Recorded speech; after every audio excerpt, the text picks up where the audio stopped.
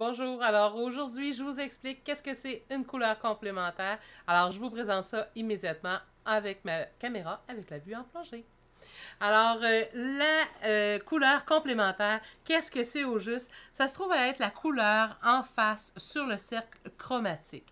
Alors, avec cette couleur-là, vous allez pouvoir, en les additionnant l'une à l'autre, obtenir des petites nuances, comme si je mets une couleur de mon violet dedans mon jaune, ça va me donner une teinte un peu de jaune ocre. Et si je fais l'inverse, que je mets une goutte de jaune dedans mon violet, ça va me donner un peu ce brun-là, un peu plus chaud, plus puissant, plus profond.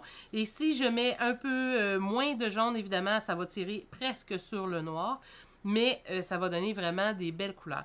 À quoi ça sert ces couleurs-là, les couleurs complémentaires? En fait, ce sont les meilleurs choix que vous pouvez faire pour faire vos ombres et vos lumières dans vos tableaux.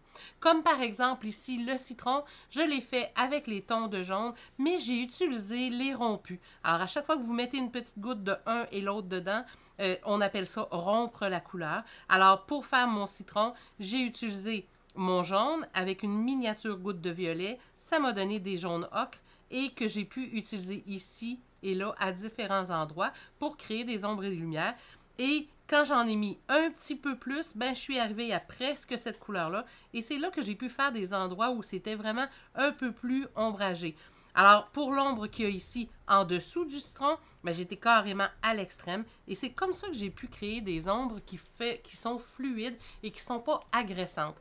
L'important, c'est que lorsqu'on a une couleur qui domine, comme par exemple le jaune dans ce tableau-là, bien, cette couleur-là va être pure et les autres couleurs qu'on va utiliser avec parcimonie, qui ça veut dire pour un pourcentage d'à peu près 25% et moins, bien, à ce moment-là, elle doit absolument être rompue.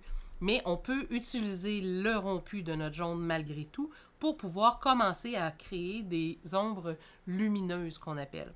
Et si vous voulez parfois créer différentes lumières, créer différentes rondeurs, vous pouvez aussi utiliser les deux couleurs adjacentes de chaque côté de votre jaune tout simplement.